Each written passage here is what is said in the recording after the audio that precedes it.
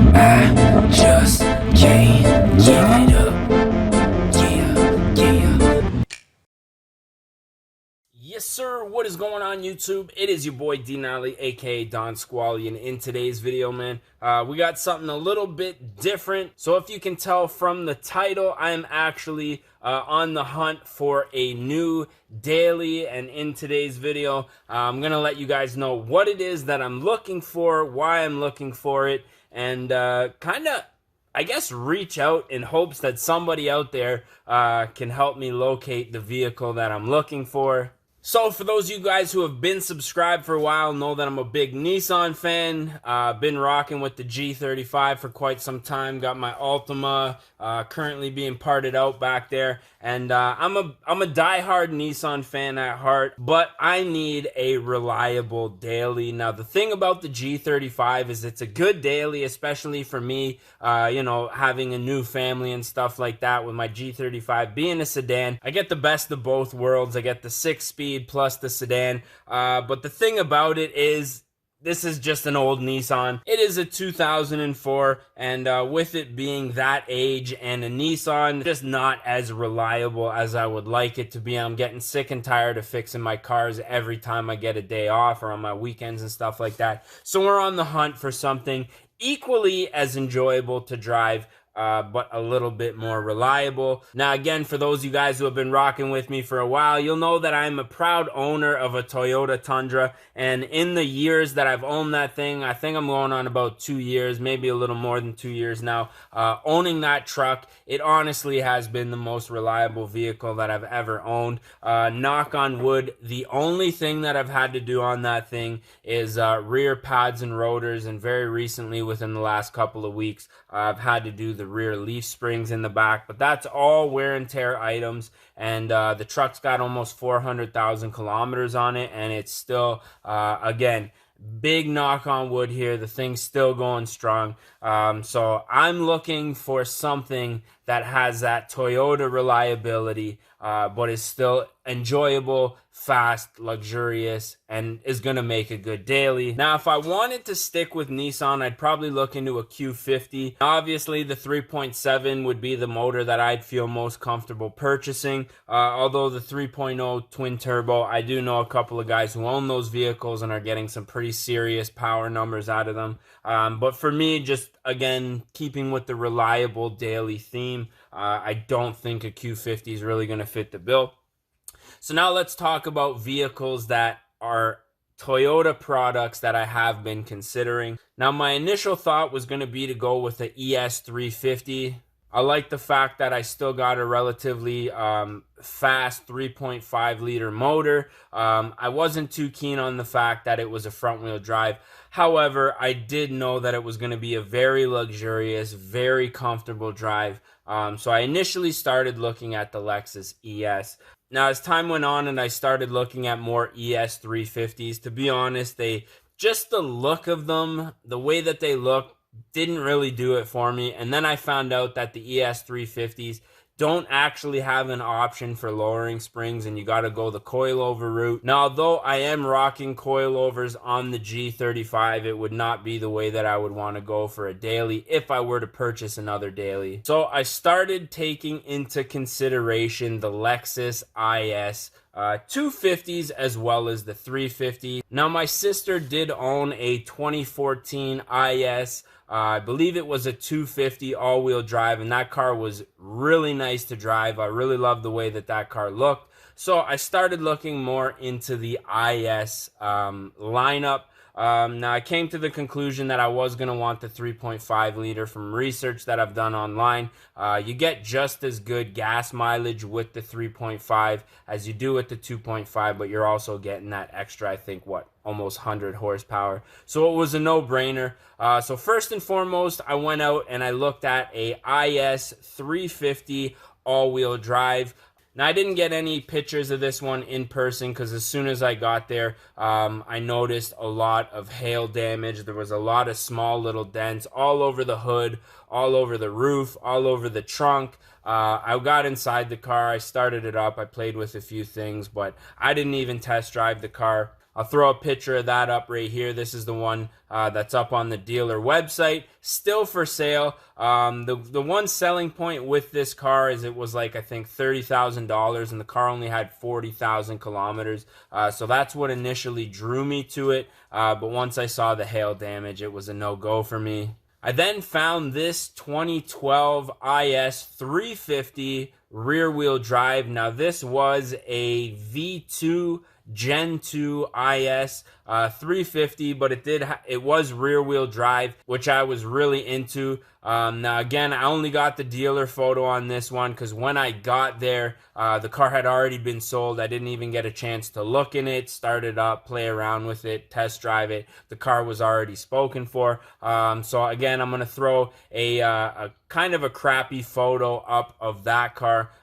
Kind of a little disappointed that this one got away because it was around $16,000 and about 160,000 kilometers. So the price was right. The kilometers were still relatively low for a Toyota product, but unfortunately that one sold before I got there. But on that day, I made the decision that I was going to look for a IS 350, preferably 2014 and up. I will still purchase a V2 350 rear-wheel drive if I find one, but I did want the 350 and I wanted it to be a rear-wheel drive. So the next car that I went out and looked at was a 2006 IS 350 pearl white, black interior, no wood grain, which was a huge selling point, and it was rear-wheel drive. Not far from my house, actually, about a half an hour away. Now, I'm not gonna lie, when I pulled up in the parking lot of the dealership, I thought this was the one. The car was absolutely mint,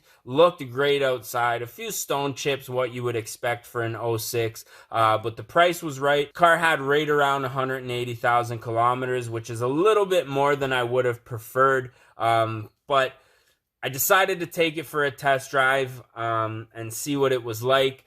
Upon test driving it, almost instantly I noticed that the gas gauge was not working properly. It was on like dead empty. The guy went and like put a little bit of gas in it. Gas gauge still wasn't reading. I ended up taking it for a test drive. The gas gauge started working as I was driving it. Almost immediately I noticed that there was a problem with the power steering.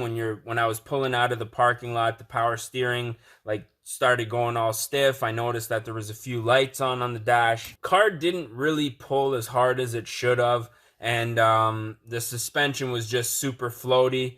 And also the air conditioning didn't work. So there was a bunch of things. If it was just one out of any of those things, I might have even like considered purchasing it. But the fact that it was all of those things combined, I decided to walk away. And then the last car that I went to go see, which was about a week ago, mint condition, 2014.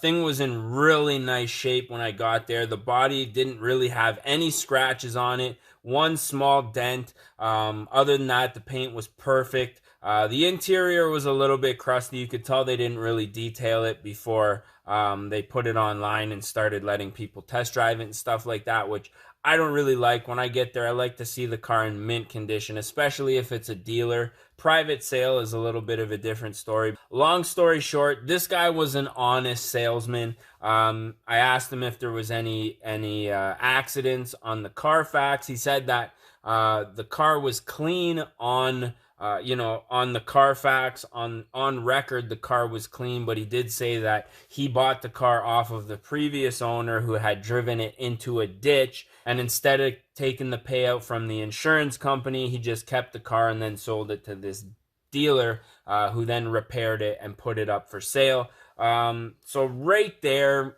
it was pretty much a no-go, which is a shame because the car really drove perfect. I let go of the steering wheel. It went dead straight. So I couldn't really tell that there was a problem with the car, but just knowing that there was a problem with the car. And then also on the test drive, the guy had told me that I had gone there a couple weeks prior, and he told me that the car was out getting detailed. But on the test drive, he actually told me that one of his workers had smashed up the front bumper, and he had to buy a new bumper and repaint the front bumper as well. And that's actually where the car was. So there was just a couple So there was just too many red flags there for me to consider spending. It was $22,000. The car had about 180,000 kilometers on it. All of these cars I looked before making this video, all these cars are still for sale, except for the one that sold before me getting there. So yeah, I had to pass on that one. So I'm still on the hunt for a preferably 2014 and up IS 350 rear wheel drive, any color but black. I'm, having a black car, the G35, daily driving it. My commute is a lot of roads that have dirt roads and gravel pits on them and a lot of dump trucks and stuff. And all it takes is for one guy to like drive on the shoulder for 1 second, kick up a cloud of dust, and that car looks like it hasn't been washed in like a month. You know what I mean? So the upkeep with the black car is something that I'm kind of over with. Another thing that I'm really looking for is just an automatic car, something that's fast, equally as fast or faster than the car that I have right there behind me. And I'm not really sure what I'm going to be doing with the G35. I know that I don't want to sell it before getting a new car. But at the same time, the new car, the IS350, is going to serve its purpose as the daily driver that I can go out, drive to work, if I want to, still have fun on the way home. Whereas this car, I still, it's still a race car to me. The G35 is a pretty decent daily driver, but with it having the stage 1 clutch, being a 6-speed, being as loud as it is with the resonated test pipes and the full exhaust on it, it's just not an enjoyable car to drive every single day. It's time to get into something a little bit more reliable than an old Nissan. But with that being said, I'm still looking for a IS350. So if anybody has a lead on one, I am in the market. Hit me up on Instagram at Don Squally. I'll leave a link, I don't know, somewhere around here. At Don Squally, hit me up. Let me know, preferably unmodified. I'd like a car that, was driven by maybe your aunt, maybe your mom, maybe your grandma, and they want to get rid of the car and sell it to somebody who's going to be responsible with it.